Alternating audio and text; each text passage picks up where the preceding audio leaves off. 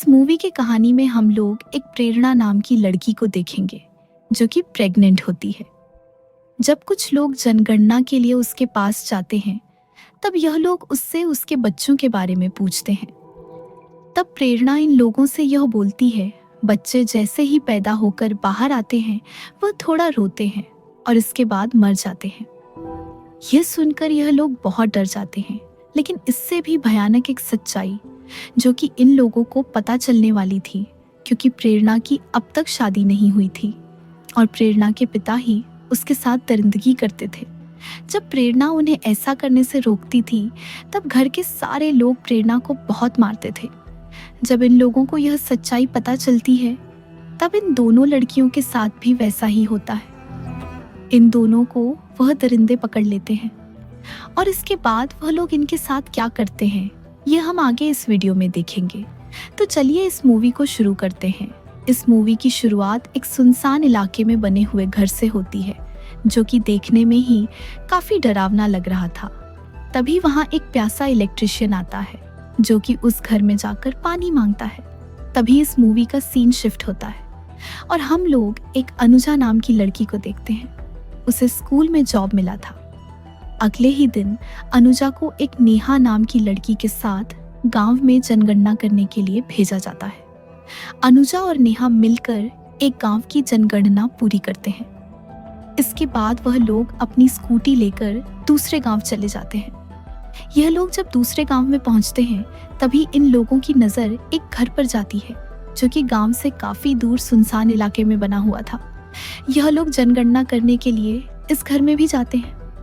तभी इन लोगों को प्रेरणा नाम की एक लड़की यहाँ मिलती है जो कि लगभग इन्हीं की उम्र की थी। देखने में प्रेरणा की हालात काफी बुरी लग रही थी। वह लोग यहाँ देखते हैं प्रेरणा प्रेग्नेंट है। प्रेरणा को प्रेग्नेंट देखकर अनुजा उसके बच्चे के बारे में पूछती है, लेकिन प्रेरणा का जवाब सुनकर वह लोग बहुत दंग रह जाते हैं। प्रेरणा का कहना था उसका बच्चा ही नहीं, क्योंकि बच्चे पैदा होकर बाहर आते हैं और थोड़ी देर रोते हैं और फिर मर जाते हैं। प्रेरणा की ऐसी बातें अनुजा और नेहा को काफी अजीब लगती है। प्रेरणा के अलावा इस घर में 3 लोग और थे। एक लीला नाम की बूढ़ी औरत थी, इनका नौकर भोला और इसके अलावा एक इंसान और था। लेकिन प्रेरणा इन लोगों को यह क्लियर नहीं बताती है कि वह इंसान प्रेरणा का क्या लगता है। लेकिन अनुजा उसे शख्स को प्रेरणा का पति मानकर अपने रिकॉर्ड में लिख लेती है और इसके बाद यह लोग यहाँ से चले जाते हैं। लेकिन अनुजा को वहाँ कुछ ठीक नहीं लगता है और यह लोग सोचती हैं शायद प्रेरणा का पति उसे बहुत मारता होगा, और इसलिए अगले ही दिन अनुजा फिर से नेहा को उस घर में जाने के लिए बोलती है और वह कहती है हमें उस घर में जाना चाहिए ताकि हम उस घर की सच्चाई जान सकें। लेकिन नेहा उस घर से डरने लगी थी, इसलिए वह वहां जाने से मना करती है। लेकिन अनुजा के जिद करने पर नेहा जाने के लिए मान जाती है। यह लोग बिना किसी को बताए उस घर में जाते हैं। यहाँ आने के बाद इस बार इन लोगों को प्रेरणा का पति मिलता है जिसका नाम घनश्याम था। यहाँ इन लोगों को यह बात पता चलती है। यह लोग यहाँ 20 सालों से रह रहे हैं और घनश्याम ने 5 सालों के लिए मौन व्रत भी रखा हुआ है, जिनमें से 3 साल पूरे हो चुके हैं और 2 साल अभी बाकी है। यह सुनकर अनुजा और नेहा को इस घर के लोग बहुत अजीब लगते हैं और साथ ही साथ यह घर भी बहुत डरावना था। अनुजा और नेहा जल्दी से अपनी इंक्वायरी पूरी करती है और वह लोग यहाँ से जान लगती है। लेकिन तभी यहाँ बारिश शुरू हो जाती है और बारिश काफी जोर से हो रही थी, इसलिए इन्हें ना चाहते हुए भी इस घर में रुकना पड़ता है। धीरे धीरे करके रात हो जाती है, लेकिन बारिश रुकने का नाम नहीं ले रही थी। अनुजा और नेहा को यह लोग रहने के लिए अलग रूम देते हैं, लेकिन यह दोनों यहाँ बहुत डरे हुए थे, जिसके वजह से इन्हें नींद नहीं आ रही थी। तभी अनुजा खिड़की से बाहर देखती है और वह इस नज़ारे को देखकर बहुत हैरान हो जाती है। वह देखती है घर के बाहर छोटे से बने झोपड़ी में घनश्याम एक लाश के साथ था। यह देखने के बाद अनुजा बहुत डर जाती है और वह नेहा को भी यह बात बताती है। इसके बाद यह दोनों फैसला करते हैं इन्हें अभी तुरंत ही इस घर से निकलना चाहिए और यह लोग यहाँ से भागते हुए एक बार उसे झोपड़ी में जाते हैं ताकि यह लोग देख सके आखिर वहाँ क्या है। यह लोग जैसे ही वहां जाते हैं, इन्हें एक आदमी वहां मिलता है जिसे जंजीरों से बांधा गया था, और वह आदमी इन लोगों पर हमला कर देता है, जिससे यह लोग और भी ज्यादा डर जाते हैं। अब यह लोग भागने लगते हैं, लेकिन जैसे ही थोड़ी दूर जाते हैं, वहां इन्हें इस भयानक जंगल में बहुत से जंगली जानवर की आवाजें आने लगती हैं, क्योंकि यह घर जंगलों के बीचों बीच बना हुआ था। इसके बाद यह लोग वापस से इसी घर में आ जाते हैं और अपने रूम में जाकर बैठ जाते हैं। ये लोग सोचते हैं इस घर वालों को यह बात पता नहीं होगी कि वह लोग घर के बाहर जाकर झोपड़ी में एक इंसान को देख चुके हैं। अगली सुबह जैसे ही होती है, यह लोग वहां से जाने लगती है। उसी वक्त इधर वह बूढ़ी औरत घनश्याम को बताती है वह दोनों लड़कियां रात में घर से बाहर गई थी। यह सुनते ही घनश्याम और भोला उन दोनों का पीछा करने लगते हैं और इसके बाद उन दोनों को पकड़ लेते हैं, और यह दोनों मिलकर उन दोनों को बहुत पीटते हैं। उन दोनों को अपने घर के नीचे बने हुए बेसमेंट में डाल देते हैं, जहां उन लोगों को हर रोज बहुत थोड़ा सा खाना दिया जाता था। और जब भी यह लोग चिल्लाती थीं, तब इन लोगों को जानवरों की तरह पीटा जाता था। जब यह लोग बाहर निकलने के लिए चिल्लाती थीं, तब इनके ऊपर खौलता हुआ पानी डाल दिया जाता था। यह दोनों यहाँ बेसमेंट में बैठकर बहुत रोती है। नेहा अब मान चुकी थी कि उनका यहाँ से निकलना बिल्कुल नामुमकिन है, लेकिन तभी अनुजा को यहाँ उस घर का गटर पाइप मिलता है, जहाँ से इस घर का गंदा पानी निकलता था।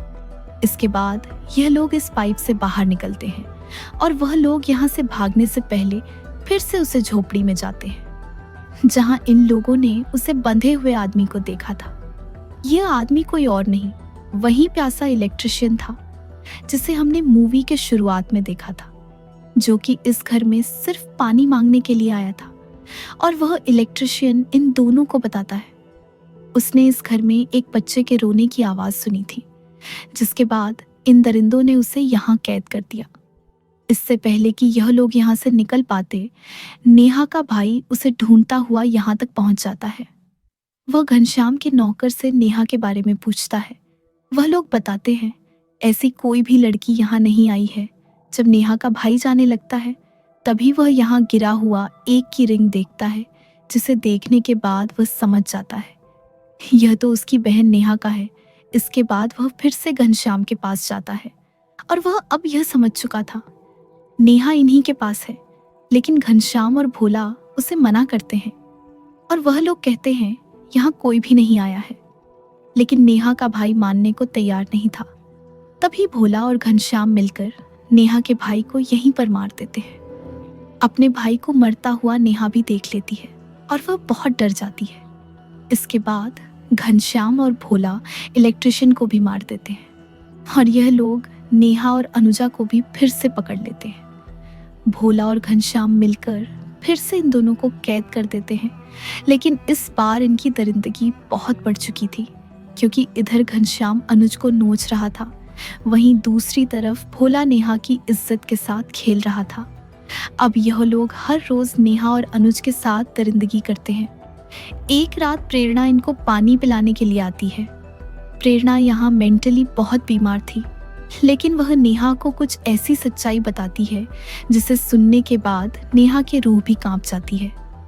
प्रेरणा उसे बताती है घनश्याम उसका पति नहीं बल्कि पिता है, और वह उसे बहुत मारता है, और घनश्याम ने ही उसकी माँ को भी मार दिया था। और वह बताती है पापा मेरे साथ रोज दरिंदगी करते हैं, और प्रेरणा के पेट में जो बच्चा है वह घनश्याम का ही है।